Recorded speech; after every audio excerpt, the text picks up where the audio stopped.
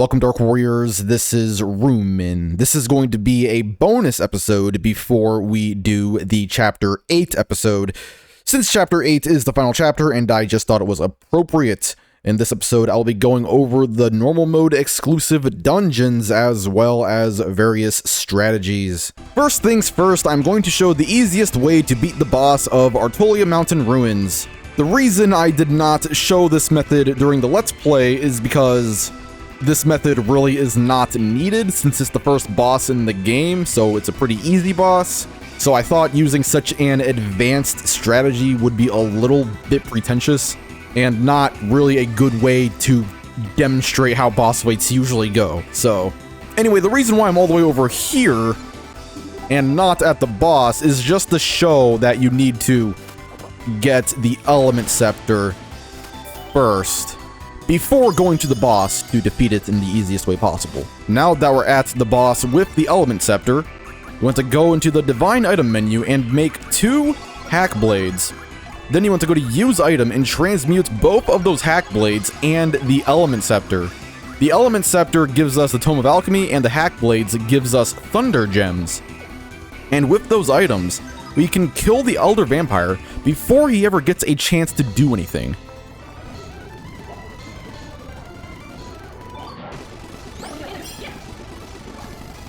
Just gonna speed through all those text boxes there to get to the good stuff. So as soon as the battle begins, you can use items. You do not need to wait for the charge turn to go down. So we're gonna use a Thunder Gem on the Elder Vampire.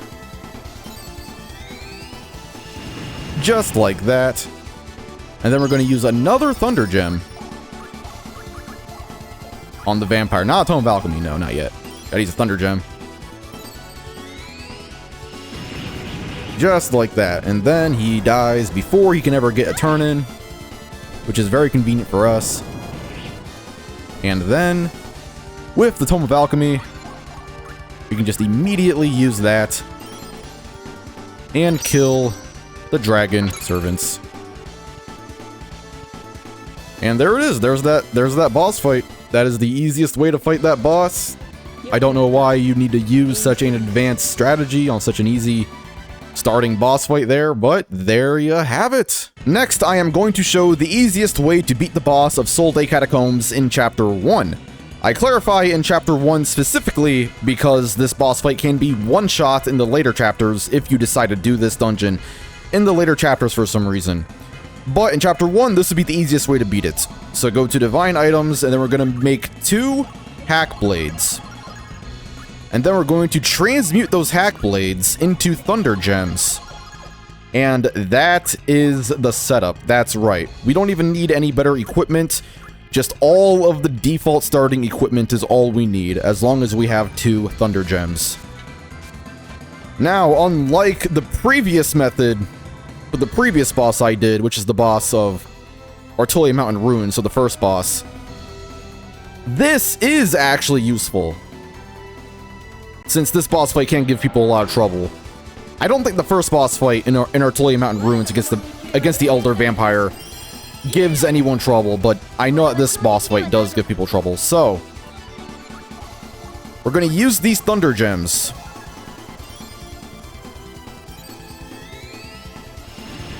And that will one-shot the Drow Shaman.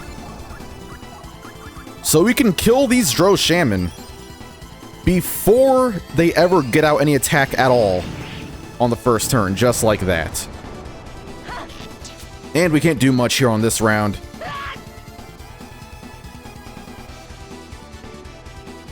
And these text boxes cannot be skipped with the R1 plus cancel trick. Alright, so we're gonna get a full combo in there. We're gonna do Jolanda. And then Llewellyn.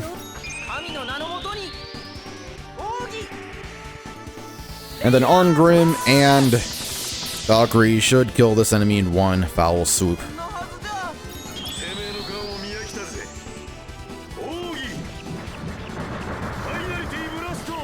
Look at how much damage that does. That is the first weapon Arngrim gets, and that's how much damage it does.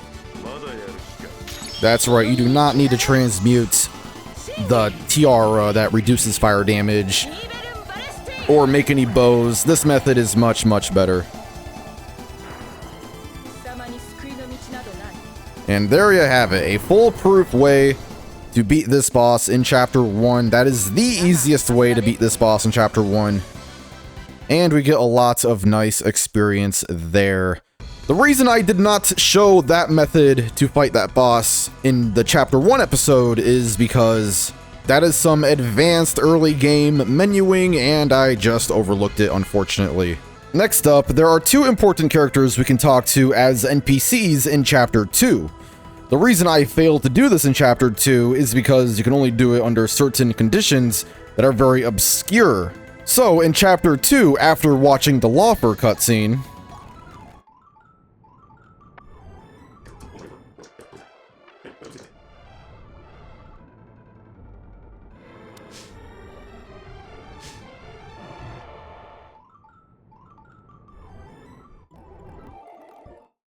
just gonna speed through all that. So after the Lawfur cutscene there, if you re-enter Artolia, we could meet someone, or two people. Very interesting. And they only spawn now. They only spawn here in Chapter 2 after watching the Lawfur cutscene. There they are. You can actually talk to Cashel and Celia. Cashel, what should we do? It's a request from Lawfur, of course we'll accept. And it's like, what are they even talking about? I have no idea what they could possibly be talking about here, if I'm being honest. I might as well use this time to talk to all the NPCs. The other day I opened a treasure chest and some poisoned gas shot out at me. Luckily I was crouching down, so it didn't do anything except give me a big scare. A poison chest that shoots out at— wait, can you dodge those by bending down? I think I gotta jump over those.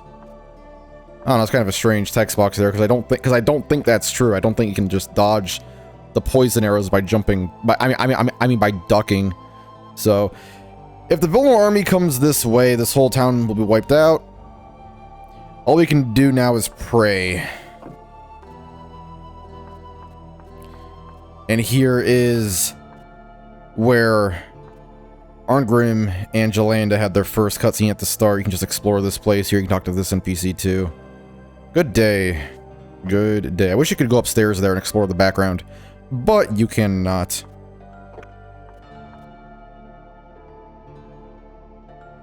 I wonder what lilac means in the language of flowers. Bah, who cares about flowers anyway? What kind of conversation is that? Some conversationalist. Jesus Christ. How kind of you to visit an old man. Why don't you stay for tea and I'll tell you all about my grandkids? That's so wholesome. Yeah, back in Chapter 2 or 1, I did explore all the towns thoroughly. So I went to every town, talked to every NPC for all the towns. Except for this one. I entered this town and I basically just got the Dragon Slayer and then I left. So I gotta do some retribution here and I gotta, you know, explore it in its entirety. Got a little gated area here you can enter. Princess Jolanda, even now I still can't believe she's dead. Hey, that's a piece of dialogue change right there. If you talk to her before the prologue, I mean during the prologue, while Arngrim, her dialogue is different. Lately, many ill-omened things have been happening in Artolia. And finally, we can exit this town if we leave through here. So there it is. There's that town in its entirety. And you can talk to Cashel and Celia. I can't believe I didn't show that initially. God, how did I not know that? Okay, remember the treasure search? How we had the crystal, the edge of that platform, and then jump to the crystal? There's a different way to get it that I didn't show off, simply because it never has worked for me. However, I'm a little bit cursed when I play video games, so things that are supposed to work in games just won't work for me until someone tells me how to do it. And then I'm like, what the hell? I was doing it that same exact way and it just didn't work until it was explained to me for some reason. Or it will not work until I need to demonstrate how it doesn't work. So I'm going to pretend like it doesn't work on camera and then I'm going to see if that finally allows it to work. So, okay, so in order to get that chest over there, we need to crystal the wall here, and this never works for me, like ever. But what you need to do is you need to just make a crystal ladder here, and then you need to shoot the wall with the crystal, and then that'll bounce you back into the chest. But this never ever works for me. What the fuck? What the... That works? That's the first time I've ever gotten that to work, ever. Anyway, that's the intended way to get that chest, I guess. Go! And we destroyed the chest. Man, that's the first time I've ever gotten that strategy to work. And that's the intended way to do it. Officially published strategy guide stated, dude. Man, that reminds me of the time in Pikmin, you throw yellow Pikmin at the rocks to make them pick it up, and I did that and it just didn't work, and it made me look really dumb. And also there was a part in Ocarina of Time where you gotta take the bomb flower in the Dongo's cavern, and you need to place the bomb flower on the stairs so it blows up all the other bomb flowers, and then it collapses the stairs. But for some reason, no matter how many times I did that, it just never worked, ever. And then one time my older brother did it, and it worked for him, and I was like, what the hell? Haha, sorry about that little rant there. Anyway, onto the dungeons. Forest of Woe. Snow rarely falls in Kralmonferring, but recently it has been blanketed in terrible blizzards. The snowstorms are decimating the plant and animal life in the forest, and the stench of their decaying bodies permeates the air in this forest of death. This dungeon is one of my favorites in the game. No, really it is. This one is exclusive to normal mode, and it appears in Chapter 1. So this is technically the first non-tutorial dungeon in the game, since Artolian Ruins was a tutorial dungeon. We can jump over this enemy here by doing that. There we go. Also, this dungeon is so cool. Got Icicle Edge there, of course. An icicle theme attack to complement our snow dungeon. Got a snow dungeon to complement all the other dungeon themes in this game. The developers made sure to check off all the boxes, you know. Got the fire dungeon, the snow dungeon, got an Egyptian tomb dungeon of sorts, got a clock dungeon. The developers made sure to cross off all the boxes, and I think that's beautiful. So here we have our obligatory snow dungeon here. But this one's only exclusive to normal mode. Also, this dungeon is so cool, it really is. Just admire it. Look at all the parallax scrolling. Not only is there snow in the foreground, but there's also like 5 different layers of snow here. So some of them appear in front of and behind Valkyrie, and way in the background behind the trees there. This song in this dungeon is one of the best songs in the game, and this song only appears in this dungeon and nowhere else in the game.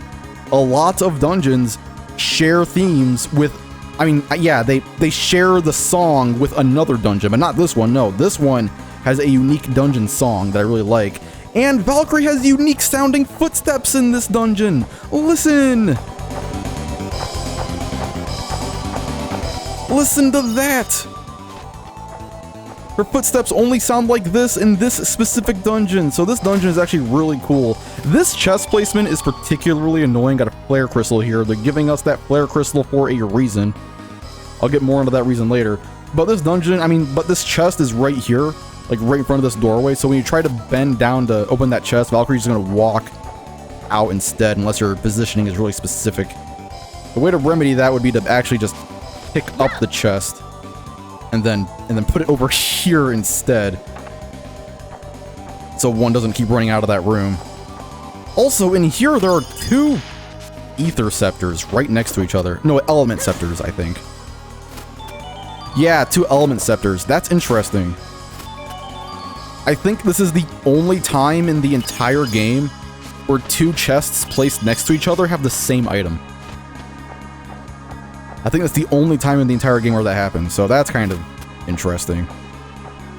I don't know, I just find the most mundane stuff interesting, I really do. But yeah, look at this dungeon. This dungeon is a spectacle. Just completely beautiful pixel art. Oops, did not mean to go up there. Like, look at it, just admire it. I'm gonna stop talking for a little bit so it can be admired.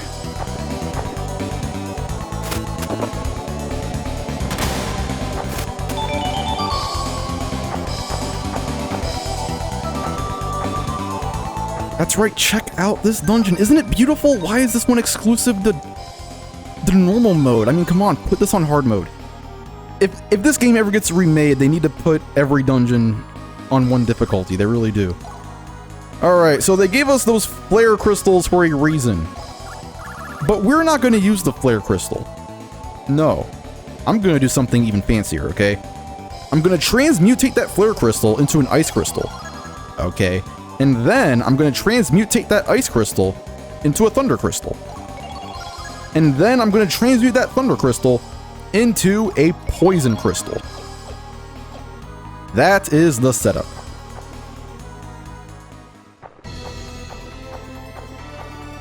Whoa.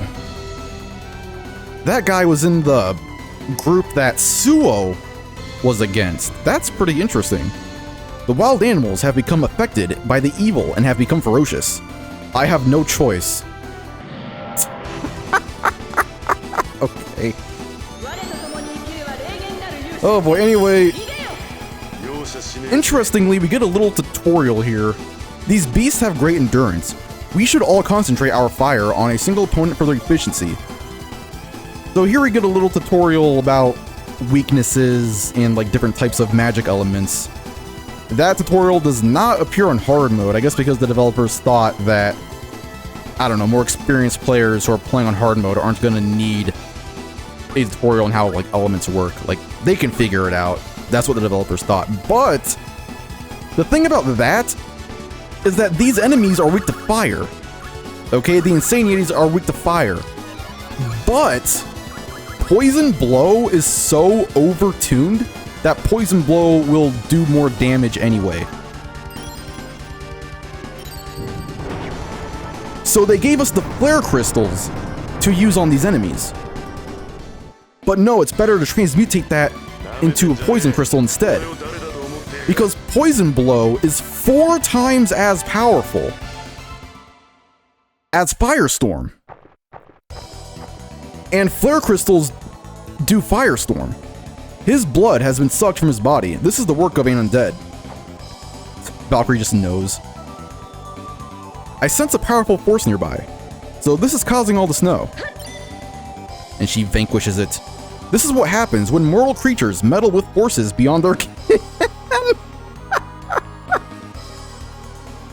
I just think she's so charming. I really do. Okay, so those enemies are weak to Firestorm, right? And flare crystals do Firestorm.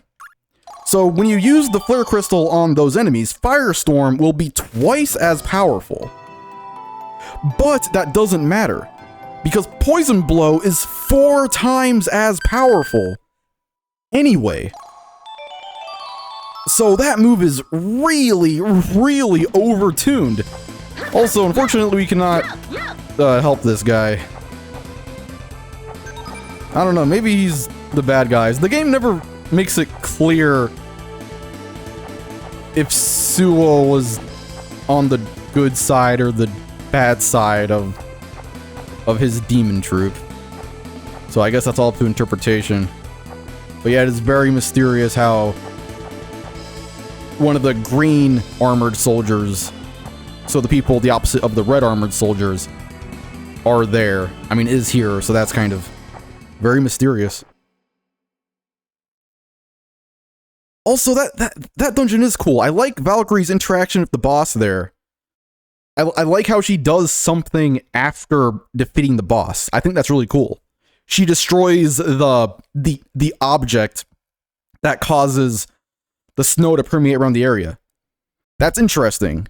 Usually Valkyrie doesn't do anything after beating a boss. Usually you just pick up the artifacts and that's it. So I do like how there's a tiny little cutscene there after the boss for that specific dungeon. That's pretty cool. Also, we get a little tutorial there, don't we? That we don't see on hard mode. So that's also pretty interesting. I mean, I guess it's not needed on hard mode because it's hard mode, you know, but yeah, that's pretty cool.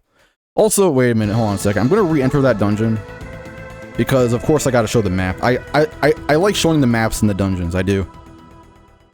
So we're going to look at the map here.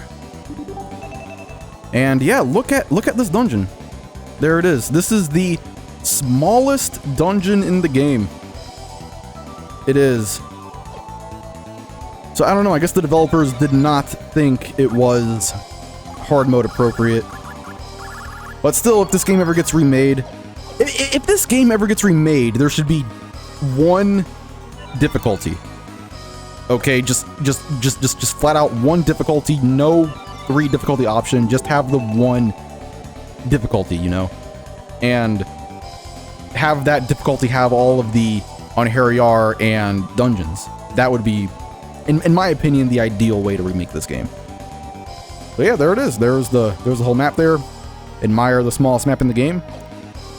This map is actually smaller than the first dungeon, believe it or not. And now let's get on to the other normal mode exclusive dungeons. Next up, we have the Dragoncastle Caverns. This one will appear right next to Highland in Chapter 2. And this one has a really cool description. Natural caves that lie beneath the land of Yamato. It is said to be a sanctuary of evil and a dwelling place for demons. Truly a place where even angels fear to tread. It is not to be visited by the faint of heart. This sounds like the perfect place for Rockman Solid. Shout out to him. Yeah, inside jokes. Anyway, this dungeon is pretty interesting. I mean, there are some cool things about this dungeon. In my opinion, this might be the most boring dungeon in the game aesthetically. It's just a bunch of purple caves and every room looks the same. But there are some saving graces about it. So we can see the exact route that Nanami took here. So that's pretty interesting, you know. So apparently she walked down these stairs here and took this ladder. And we can even find the exact entrance that Nanami probably took as well. So that's pretty interesting. Another thing that's interesting about this dungeon is that it has unique enemies. So I think this one might be it. Oh my god, Valkyrie! Hit that enemy! Get the advantage on it. There we go. So here we see the Vipers. Yeah, the Vipers. This is the Monstrous Viper. Only appears in this dungeon, I'm pretty sure. And we got the Current Fish. The Current Fish has a really intense death animation. Look at that, that's brutal. Oh my gosh. He just screams into the ether and disappears. But yeah, this dungeon, you know, there are some cool things to say about it. Also, I think this dungeon is where you find the Banshees. So that's also somewhat interesting. On hard mode, the Banshees only appear in the Cave of Oblivions. So here you can actually see its natural resting place instead of it randomly appearing as an encounter in the Cave of Oblivions. Also, this dungeon kind of reminds me of the Cave of Oblivions in a way. It kind of looks like a less corrupted Cave of Oblivion. I wonder if there's like a connection there. Because from my perspective, this dungeon is basically just a more boring Cave of Oblivion.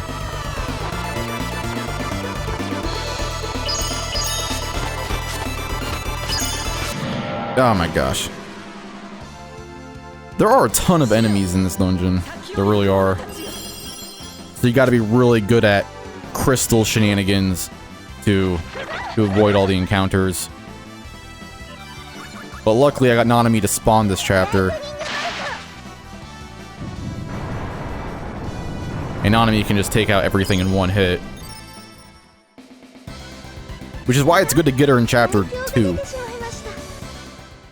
If Nanami was set to be in chapter 2 every playthrough, she would be a top tier character. She would be one of the best characters in the entire game. No questions asked. But, unfortunately, she's random. And if she appears in chapter 4 specifically, then that is more of a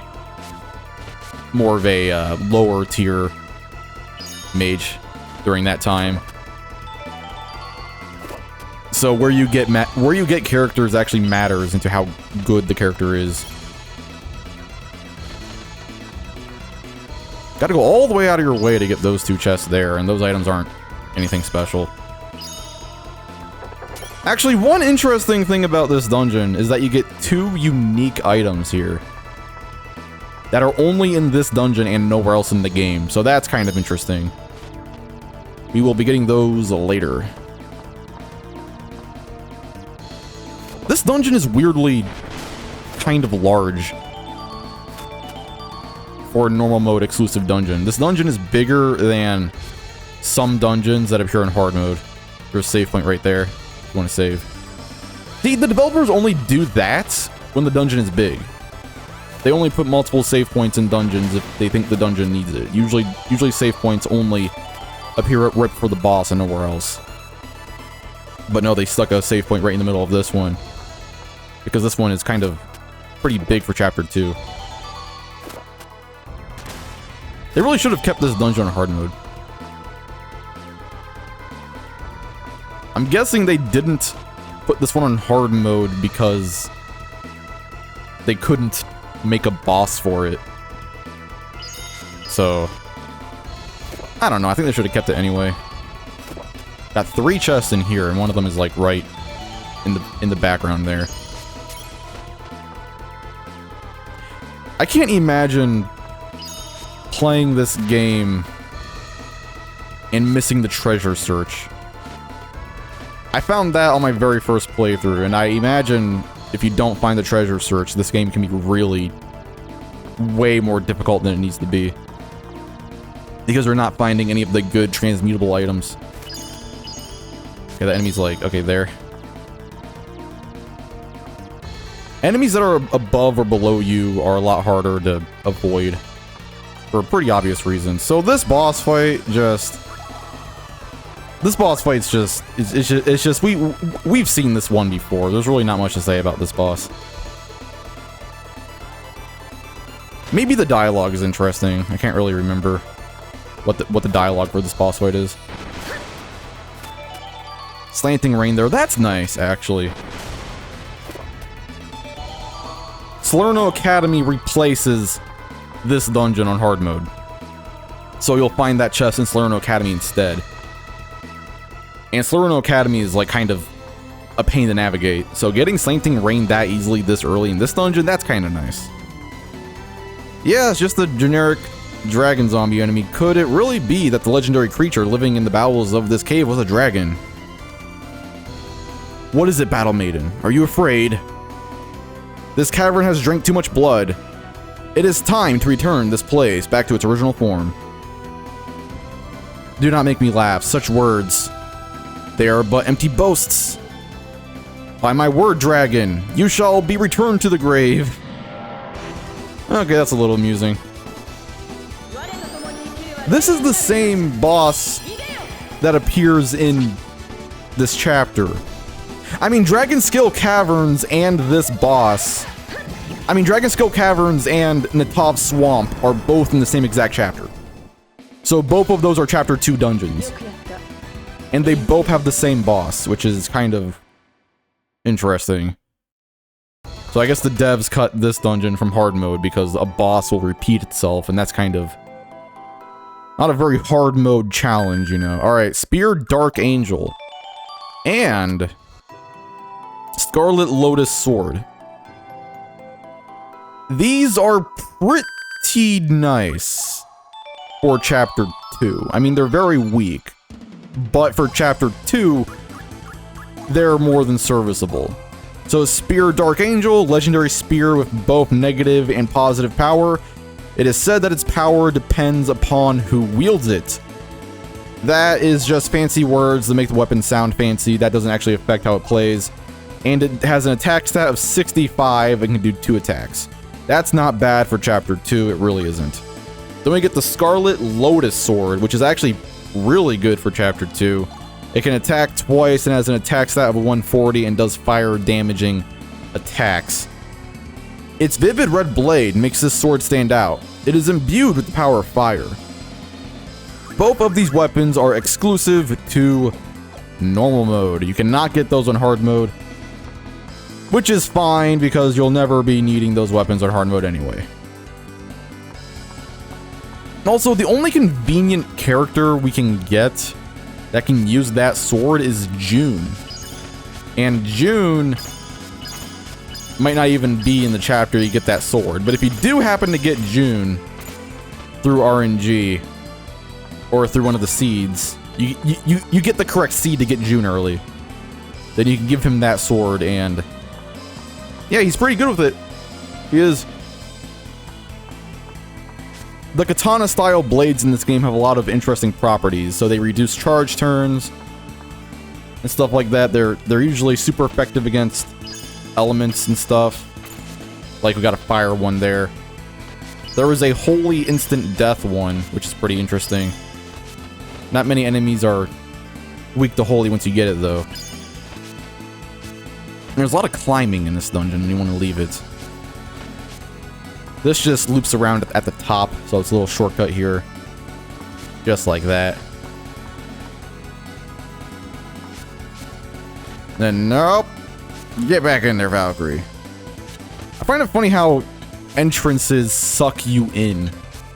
So when you approach the entrance, Valkyrie just gets kind of warped to the other side of the room. So you can oftentimes, when you're trying to go a certain direction, a path will suck you like in its direction, and you'll be like, no, I want to go in the other room instead.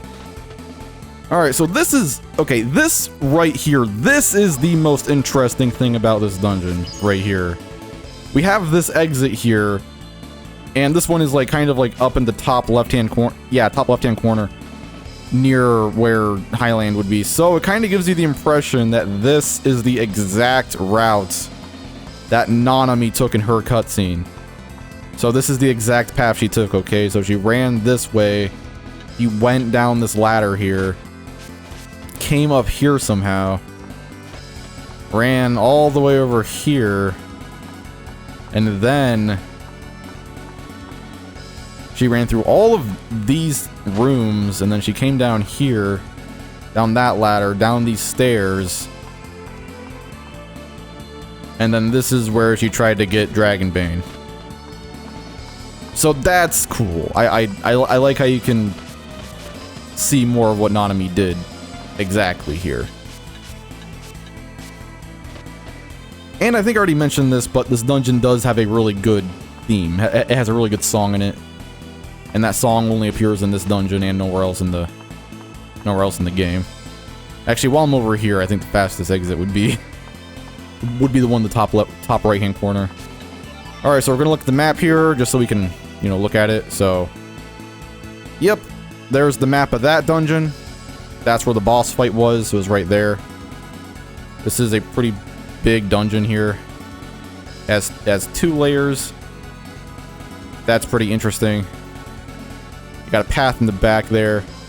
The other exit is like up there. So I'm gonna use the Eye of Heaven just to show that off. Alright, where are the Eye of Heaven? Oh, way up there. Okay, just like that. Gonna look at the map again. So there you have it. Pretty cool. Yeah, that blue area, there's no chests there. It's just if you keep going up and up and up, that'll be a 3rd exit. So yeah, only dungeon with more than 1 exit. Actually, no, I think some dungeons have an exit at the very end. So you don't have to backtrack all the way to the start. But this one has multiple exits. Alright, there that dungeon is. That one is not on hard mode for some reason. I'm guessing because it repeats a boss in the same dungeon. I mean, in the same chapter as the other dungeon that appears in this chapter, so yeah. Next up, we have Gorhia Cult HQ, or Gorhia Cult HQ. It's spelled 2 different ways. This one will appear in Chapter 3, right next to where Platina grew up, so that's pretty interesting. I wonder if there's some sort of connection there. Gorhia Cult HQ, Shrine of the demon-worshipping Gorhia cultists. A sinister presence can be felt emanating from its heart. It seems that they have summoned forth a great demon who is seeking vengeance on all of humanity. Something must be done quickly. That's a pretty intense description. That sounds like that could be a story all on its own, but no, it's just for this one dungeon. On the ground, it looks like we're running past what looks like re-dead corpses from Ocarina of Time. So that's pretty interesting. This dungeon, pretty cool. I do like this dungeon. A lot of empty rooms. Like this room right here, this room is empty. But I'm going to show it off anyway, just because it's so beautiful. You got this abandoned library here. Very, very beautiful. This dungeon can be pretty confusing. Kinda. Because this one is all about triggering events. Also, this room right here, very beautiful room. I love the statues in the back. You can see the gargoyles back there. Also see chairs facing the statue, kind of like they're worshipping that statue. So very interesting. So the first event we need to trigger is all the way over here on this side of the dungeon. But first, we can go to a save point. And that save point is down here, I think, if I recall. Yeah, and this save point is pretty useful. Its placement is pretty useful because it's right before a boss fight. And we can use it to make what we need. So we have a Zweihander, we're going to make that. And a rapid crossbow. We're making those because they're the cheapest weapons we can buy that allow us to do more than one attack. And this particular dungeon is not about the power. It doesn't matter how strong you are, you just need to get that special attack meter up. Also, just to show that you do not need Nanami for this dungeon, I'm gonna de-equip the Dragonbane. All you need is an Element Scepter, and as long as you give any mage Lightning Bolt, they will function just like how Nanami does. So you really don't need the Dragonbane for this. Even though it makes this dungeon a whole lot easier. Well, well, what an unusual guest. What errand brings you to this place today? But you are not human! Appear in your true form, evil thing. You understand me well.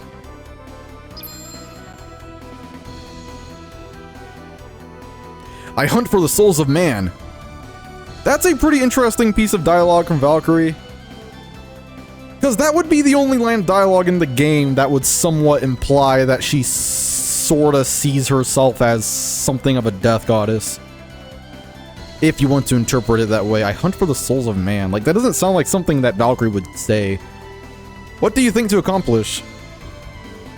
Is there a need to respond? It is obvious your intentions are but to bury me no matter what I say. I should destroy you. You hold a grudge against the living. Valkyrie, you're one to talk. You hold a grudge against the undead. I would ask you to hold off on that.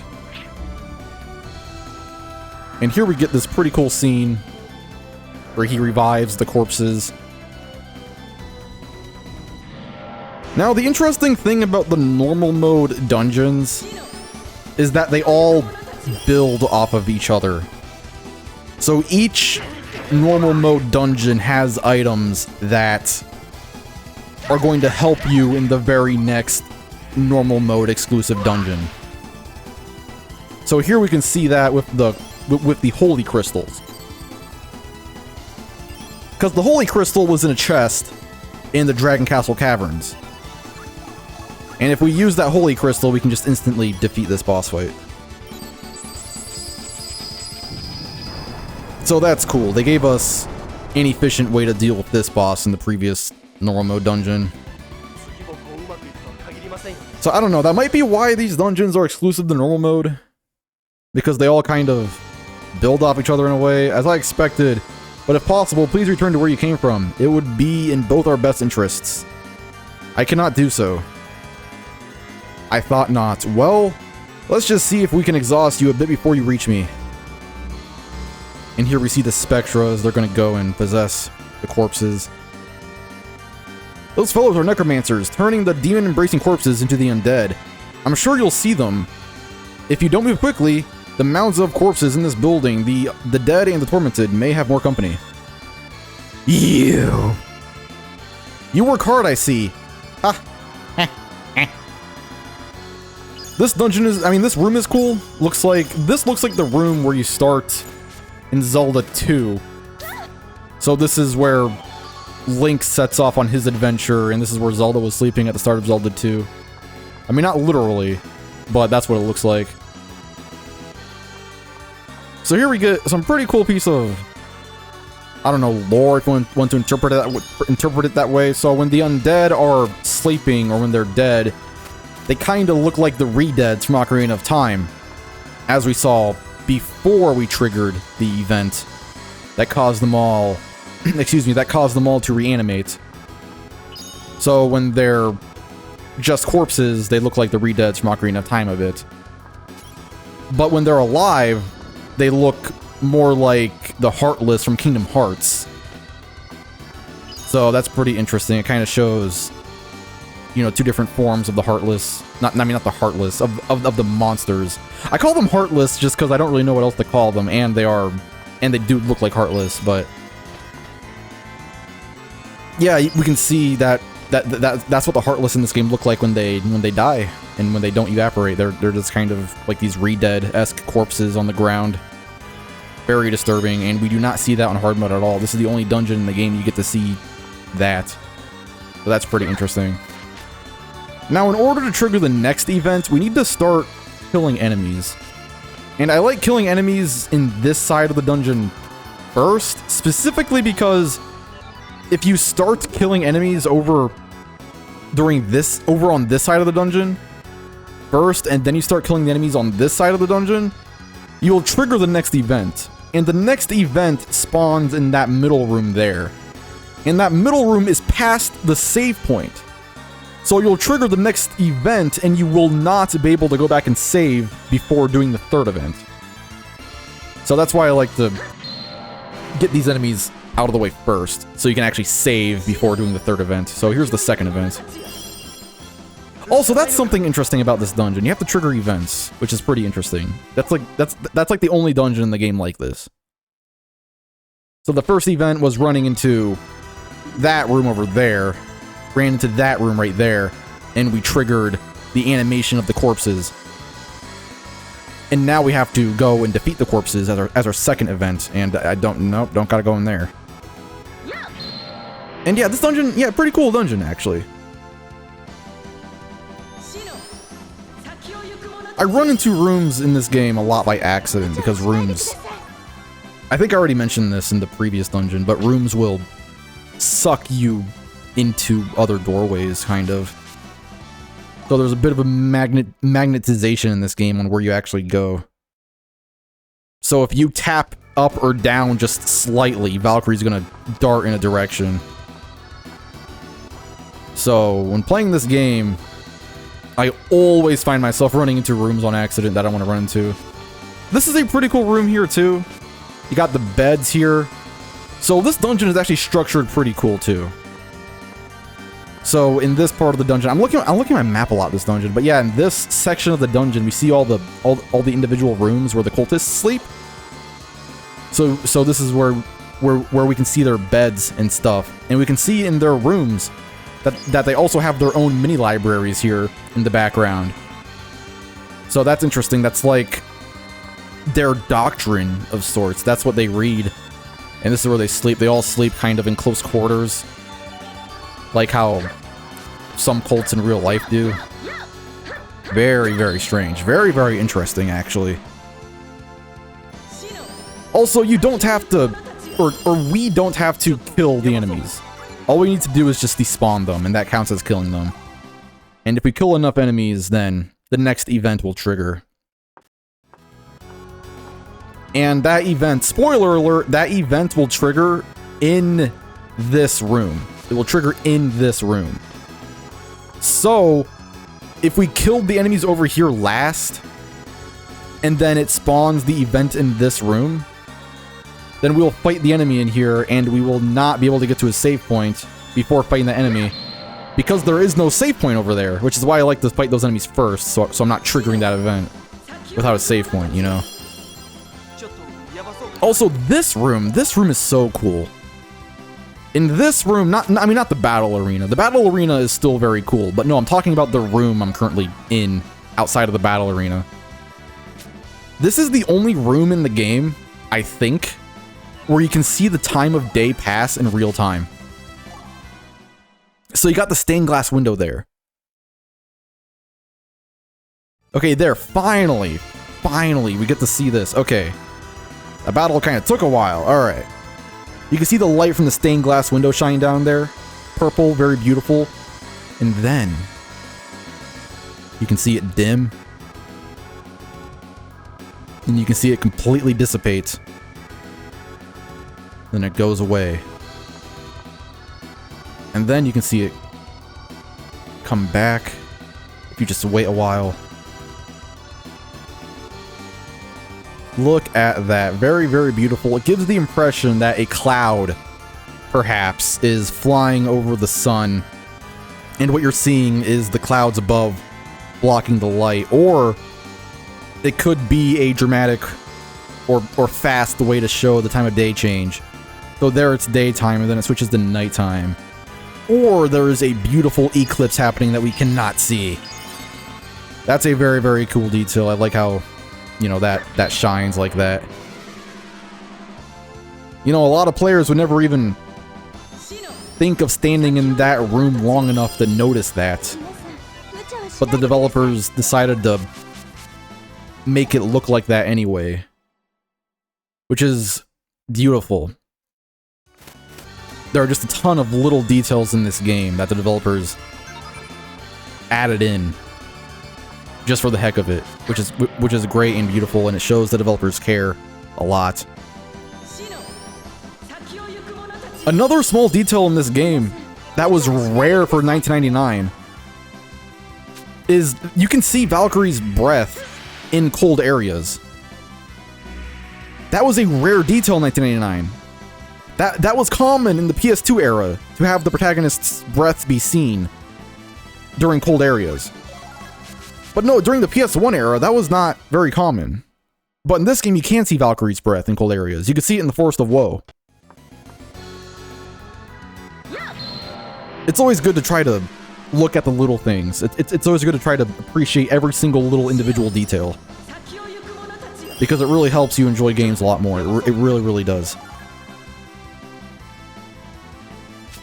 And it gives the developers the respect they probably need. And I think the event should trigger after this. Yeah.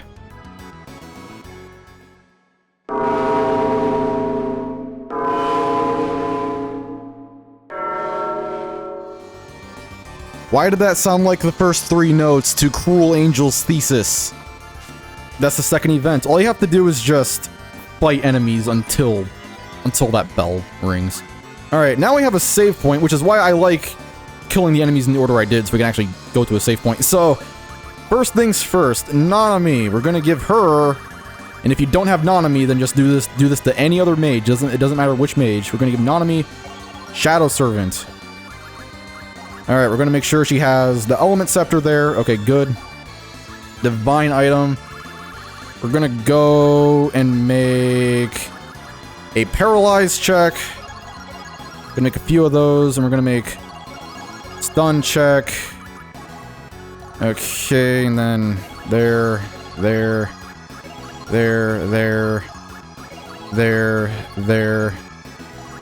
Okay, that is the setup. That is what we want. Gonna save. Okay. Also, this is very important. Equip Shadow Servant by default. There we go. That's the setup for this boss fight. That's the easiest way to eat. This is the easiest setup for this boss fight.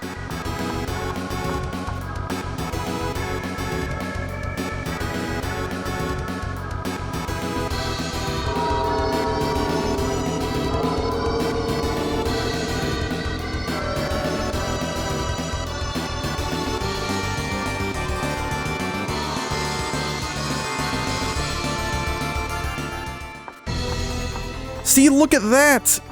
That is a beautiful pre-rendered cutscene that you'd never see on hard mode. I love that bell there. It was all shiny and glossy and reflective. That's a really good pre-rendered cutscene. Impressive. And you seem somewhat tired. Why don't you take a rest? Playtime is over. Now fight me. Valkyrie's like, not a sweat. Stubborn woman. Alright, the trick to this boss fight is to just do super effective dark damage. And we get a little tutorial here for the Fatal Glimmers, which is pretty interesting. So, he controls the Will-O-Wisps, eh? They're troublesome if they explode, so perhaps a single special attack. When Will-O-Wisps explode, they cause great damage. They explode when their HP get low. So that's interesting. This enemy is so troublesome and works so differently from every other enemy that on normal mode you get a tutorial on how to deal with just this one enemy by itself. Alright, so we're gonna do a full special attack chain here.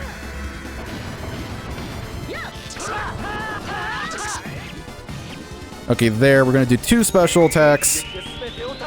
And then on the 3rd special attack, we'll do Nanami, and that should be enough to kill every enemy here. So, and then we're gonna do Valkyrie, and the Nanami special attack is gonna be charged up by 34 hits, and it's gonna be the 3rd special attack in the sequence, which means this will be more than enough to kill all of these enemies in one foul swoop.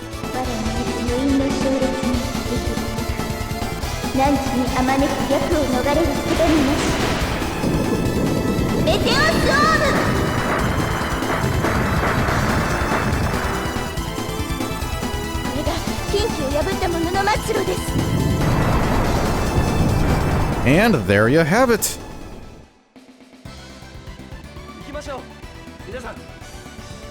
100 and 1400 experience right there. That's pretty good. Incense Burner of Darlis. This doesn't really do anything on its own. I mean, it makes all of your characters gain 100 HP points, but that's not much at all in the grand scheme of things. What's even better is that this can be transmutated into a Mirror of Pleiades. And on hard mode, Clockwork Mansion replaces this dungeon during Chapter 3. So if you transmutate into the Mirror of Pleiades, you're actually getting a hard mode item on normal mode, which is pretty nice. Because in Clockwork Mansion, you get the Mirror of Pleiades instead of that. Gargoyle Statue, this can be transmutated into an Angel Curio, which does something which does almost the same thing as the Phoenix Feather, except has a higher chance of breaking. Okay, now we have this nonsense. Okay. This may actually take me a while. This is far and away what is probably... This is probably the hardest chest in the game to get. So, get in.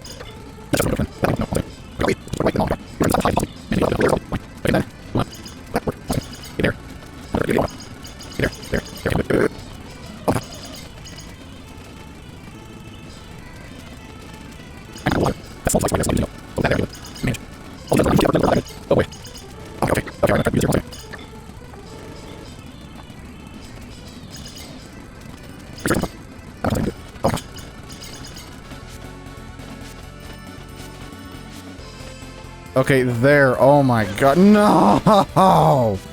No! Okay. Okay.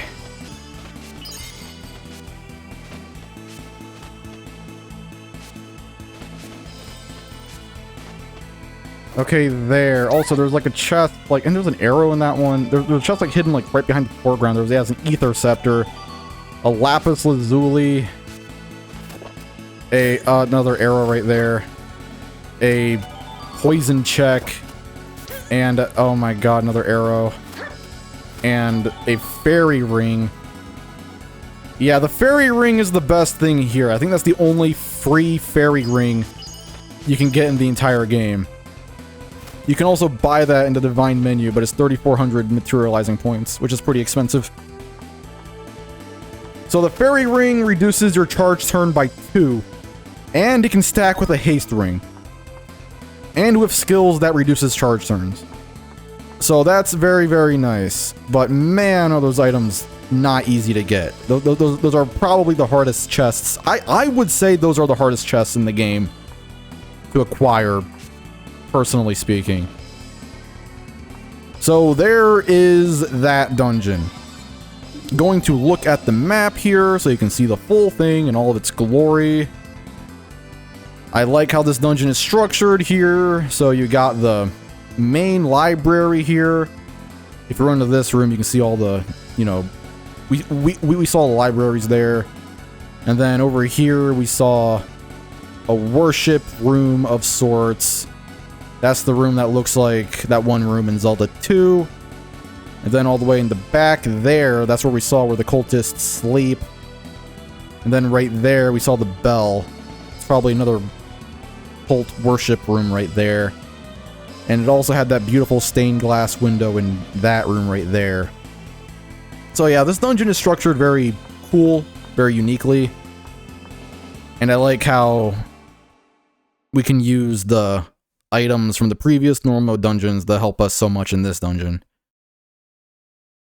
So yeah, that dungeon, I like that dungeon. I would say I am sort of a fan of that one, even if I do think it's kind of a less interesting version of Brahm's Castle in a way.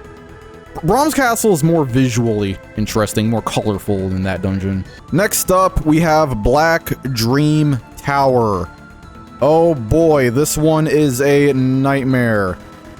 This one will appear on normal mode in Chapter 4, and it will be replaced by Dark Tower Observa on hard mode. Black Dream Tower, so monstrous that the eye naturally turns away. Even approaching it can prove deadly. This sinister creation could not be the work of humans. Some malevolent and unnatural being must be residing there. I am going to essentially speedrun this dungeon.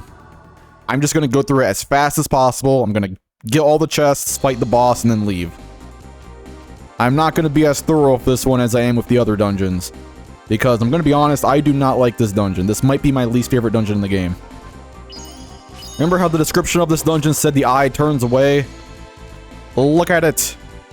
It sure does turn away. I don't want to be looking at this right now. And this dungeon's level design, this dungeon, the entire design of it is just a pain to navigate unless you know the best route and the best way to enter rooms. Yes, the best way to enter rooms. Entering rooms themselves is the pain in this dungeon.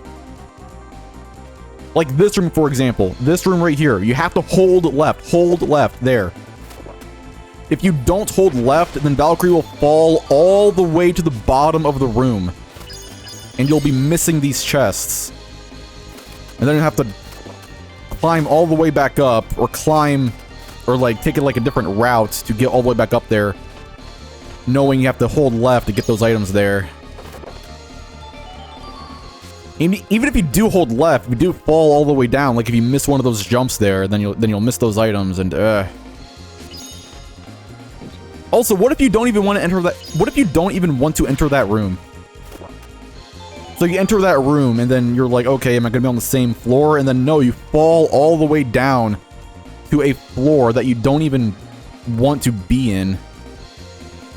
Like, yeah, this entire dungeon is a nightmare. And the enemy encounters in this dungeon, there are a ton of harpies, and they love to cast Reflect Sorcery. Just like that.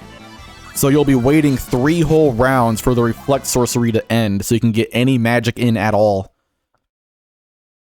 Because magic is the fastest way to end encounters in this game. And all of the chests, like all the rewards for this dungeon, they're not really anything special except for the artifacts. The artifacts are kind of nice. And this dungeon is massive. This is like a huge pain in the ass dungeon. It really is. I mean, some of the backgrounds are cool, I guess. Got a spear there. You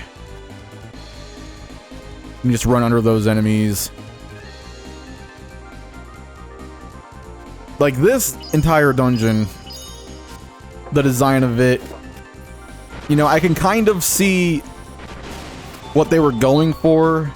You know, like you're inside this monster, you can see like bones and monsters in the background. You know, that's kind of cool. At the very top here, you can see the mountains and wilderness in the background, so it gives you the impression that this is like a monstrous hulking tree with sentience residing in a forest. So, you know, that's cool. And you get different battle art depending on where you are in the dungeon. That's kind of unique. Usually the battle arts in dungeons are just pretty much the same throughout the entire dungeon.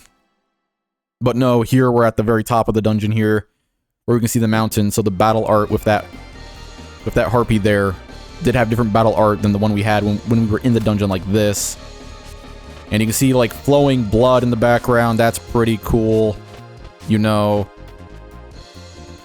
So there are some good things to say about it, but I would be respecting this dungeon's aesthetic a lot more if the design of the dungeon itself was better, in my opinion. It might not look that bad while I'm playing it and while I'm going like the best routes here. I mean, kind of. You're not supposed to enter this room. There's nothing in here. But playing this dungeon for the first time and you don't know what rooms lead to what, and like you enter a certain room and then you just drop to a different floor that you don't want to be on and they have to climb all the way back up. Man, this dungeon is a nightmare. It's not bad. I mean, it's not so bad now that I know what I'm finally doing, but yeah, this dungeon really is a beginner's trap is what the correct term would be. So a breather, this is not. So on hard mode, you actually get the reverse. On normal mode, this dungeon is like a beginner's trap. It is very difficult. You got kind of a cool heart back there. But on hard mode, you get the Dark Tower of Zerva, and the Dark Tower of Zerva is somewhat of a breather. Like, yes, the boss of Dark Tower of Zerva is pretty difficult. But besides that, Dark Tower of Zerva is pretty much a breather. It's sort of easy to navigate. But this dungeon got some skulls up on the ceiling there.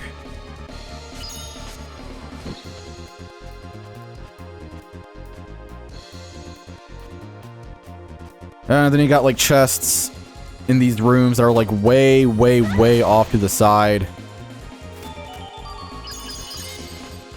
So you gotta like run all the way to both ends of this room. Just wasting your time to get lightning bolt and an eye of heaven. That's really late in this dungeon. They should have given us, that should have been the first chest. Like, yeah, I guess the background here was cool. You can see the mountains parallax in the background. You know, that's kind of cool, I guess. Okay, this is the boss of the dungeon. So let me figure out a setup here. Okay, I think this setup should be good. You got the Dragon Slayer on Valkyrie, Ether Scepter on 2 mages, and a Crescent Arrow on a bow user. And that should probably be... Oh my god, there's a harpy right there. That should probably be good enough for this boss fight. I don't know. And look at this, you got the Grave Mist here and a freaking harpy. Oh my god. What a nightmare. If you don't kill that harpy round 1, that harpy is just going to cast Reflex Sorcery and make the rest of the battle a nightmare. Okay. I will say, I do think this scene here is kind of cool. The Battle Maiden Valkyrie, you have come for me. I who have sworn loyalty to Lord Odin. Do not seek to make a fool of me, defiler of souls. I do not defile souls. I killed people and buried them in the walls because it was the will of Lord Odin. Well, send me to Asgard. Foolish mortal, you believe the Lord of the Gods would desire such a thing? Well, quite frankly, yes. I mean, if we're going off of everything else they've done, I mean, Jesus. But this messenger of the gods... Messenger of the gods, do you mean that demon? Demon, you say? What do you mean? Nani?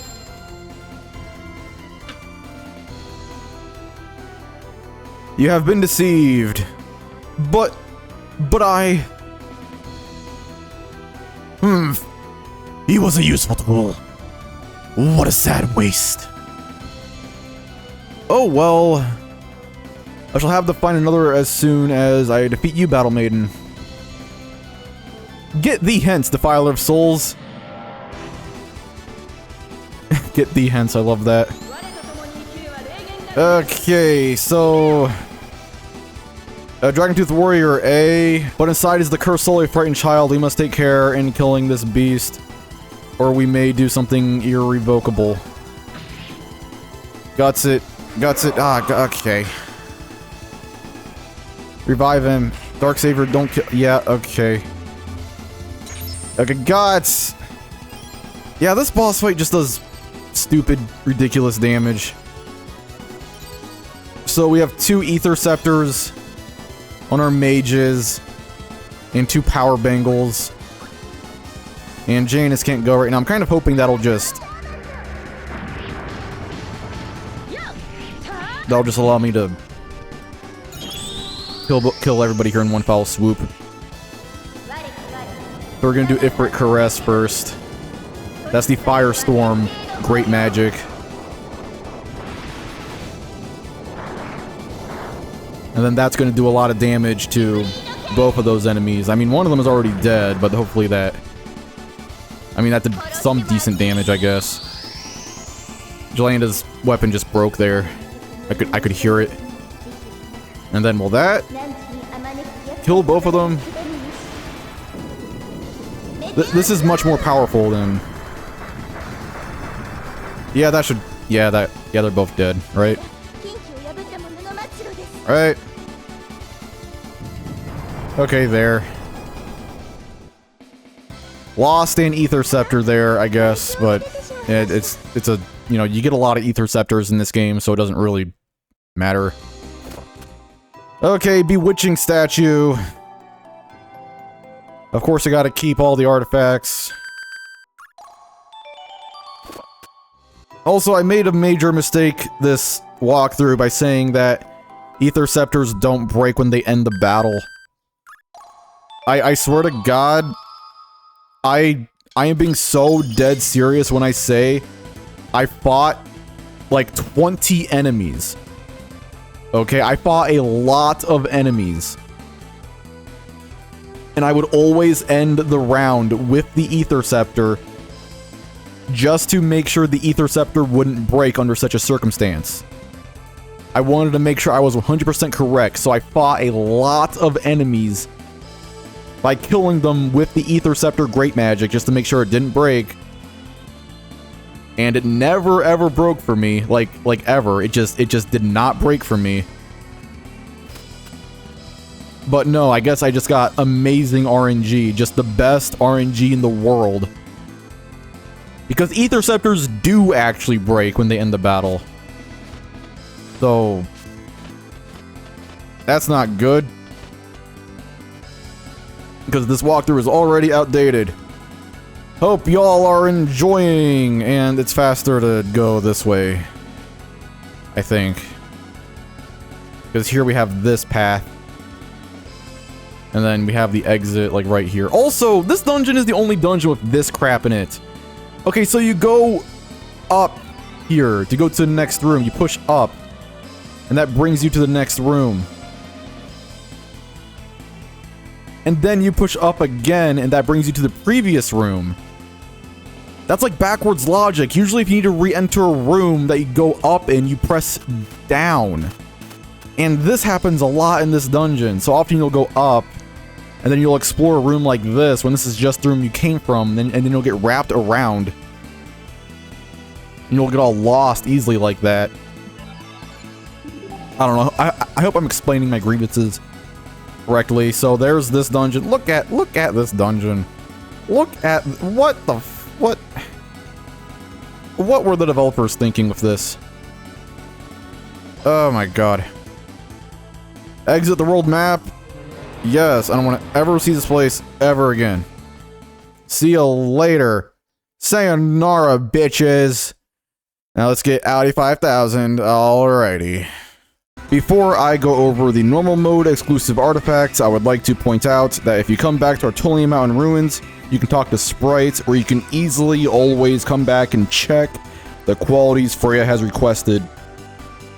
So here we can see for chapter 4, we can see we have a hero value of 80, and we want a diplomatic on Harryar with trick, demon select, and hear noise.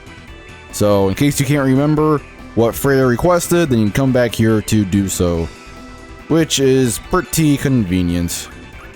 Alright, so here are the normal mode exclusive artifacts. So in the Forest of Woe, you get the Extreme Guard and the Phoenix Feather. The Extreme Guard reads Gauntlet studded with fire gems, counterattacks by shooting flames at enemies. This has a defense of 0, but it does, I mean, sometimes reflect damage, so it's a trade-off. Do you want to reflect damage sometimes, or do you want to have better defense? Personally, I like having better defense. And then we have the Phoenix Feather. A feather from the legendary Phoenix automatically cures holder of unconscious status, chance of breaking 10%. This is pretty nice. This is basically a more reliable Angel Curio, which is actually pretty nice. So Angel Curios have a 25% chance of breaking. This only has a 10% chance of breaking, so 9 out of 10 times this will revive you in a pinch. But unfortunately, once this breaks, you will never get it back. It's a permanent breakage. Next up in Dragoncastle Caverns, we have the Scarlet Lotus Sword and Spear Dark Angel.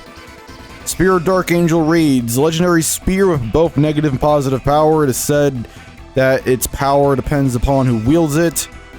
This is a pretty weak weapon, only does 65 attack, but it can do the first and second attacks there. It has pretty good attack thrust and hit thrust, but this weapon is not going to last long in the grand scheme of things. It gets outclassed pretty quickly. And same thing about the Scarlet Lotus Sword, even though it's better. A Vivid Red Blade. Yeah, its Vivid Red Blade makes this sword stand out. It is imbued with the power of fire. This is better than Dark Angel. This can do more fire damage, and it has an attack of 140, and it can do the first, second attacks in a sequence, and has a really good hit thrust. But still, this weapon, in the grand scheme of things, it's going to get outclassed later, so we are not missing much at all by not getting these on hard mode. We get much better stuff on hard mode anyway. Next up, from Gorhia Cult headquarters, we have the Incense Burner of Darlis and the Gargoyle Statue. Incense Burner of Darlis reads, by using this incense burner and meditating, the entire party's maximum divine material energy is raised by 100. However, meditation requires 2 full periods. So basically what this does, if we use it from this menu over here, you can raise all their stats by, all their damage by 100 like that, but that's not very good. It is much better to just transmutate that into a Mirror of Pleiades. You get the Mirror of Pleiades by default on hard mode, but on normal mode you have to transmutate it from that item. Okay, Gargoyle Statue, an extremely unpleasant looking statue of a gargoyle. This can be turned into an Angel Curio through transmutation, so it's not as good as the Phoenix Feather. Finally, from Black Dream Tower, we get the Bewitching Statue and the Fairy Bottle. Statue of a beautiful, seductive woman, and a bottle created by a sorceress with extremely bad taste. You can transmutate these into the Gem of Activity and the Gem of Creation, which both do the same thing except for different types of gems. So one of them will drop fire gems more often, and one of them will drop magic gems more often in battle. Depending on how you feel about that, that can be pretty useful. Now we can go into the equipment menu, go on Valkyrie, put on the Creation Gem that we got from Lizard's Tower, which is still on normal mode. And then we can see we have a little secret here. We can actually transmutate the Fairy Bottle into an Orichalcon. So it tries to bait you there. It tries to go, hey, you get a Gem of Activity and a Gem of Creation in one dungeon. But no, it's better to transmutate that into an Orichalcon and then transmutate that Orichalcon into a Creation Jewel there. And that is the best option for that. And then we could turn the Bewitching Statue into a Unicorn Horn. And then we can turn that Unicorn Horn into a Unicorn's Horn. So that's pretty cool. I do like how, if you look at them right away, you see you just get a Gem of Activity and Gem of Creation. But if you experiment a little bit and use your creativity, it'll give you one of the best staves in the game for us all the way early on in chapter 4. That is beautiful, it really is. And that's basically it. That's all the normal mode exclusive dungeons and artifacts. Why do those dungeons not appear on hard mode? Well, my best guess is because those dungeons have hard mode equivalents that replace them. So, Gorhia Cult Headquarters gets replaced by Clockwork Mansion, and Black Dream Tower gets replaced by Dark Tower of Zerva. Dragoncastle Caverns gets replaced by Salerno Academy. So, I don't know. It's less like hard mode is missing dungeons and more like hard mode is upgrading the normal mode dungeons. Also, each normal mode dungeon has a tutorial in it. So, Forest of Woe taught us about enemy weaknesses and how the crystal items work. Gorhia Cult Headquarters taught us how to deal with the Will-O-Wisps, and the boss of Black Dream Tower is intended to be a tutorial for the Ram Guardians and how they possess enemies when they die. So I don't know, maybe the devs thought that those tutorials should not be on hard mode. Hard mode should have less tutorials. So yeah, I hope I showed off those dungeons nicely and thoroughly. These dungeons are unfortunately not talked about much in the Valkyrie Profile fandom. I don't think most Valkyrie Profile fans have played those dungeons because they always play on hard mode. Usually when I bring up these dungeons, the response I get is usually, "Oh, I've never played those dungeons because I've only ever played on hard mode because that's the best mode," and I don't know, I think there's merit in playing on normal mode just to experience those dungeons. And yeah, they should be talked about more. Especially Forest of Woe and Gorhia Cult Headquarters. Dragoncastle Caverns is forgettable, it's just a bunch of purple caves and has the same boss as Natov Swamp, which appears in the same chapter anyway. And Black Dream Tower is kind of a pain. But I mean, I don't know, they should still be experienced at least once. So, yeah, that'll be it for this video. Thank you so much for watching, Dark Warriors. I'll see you on the Silver Lining.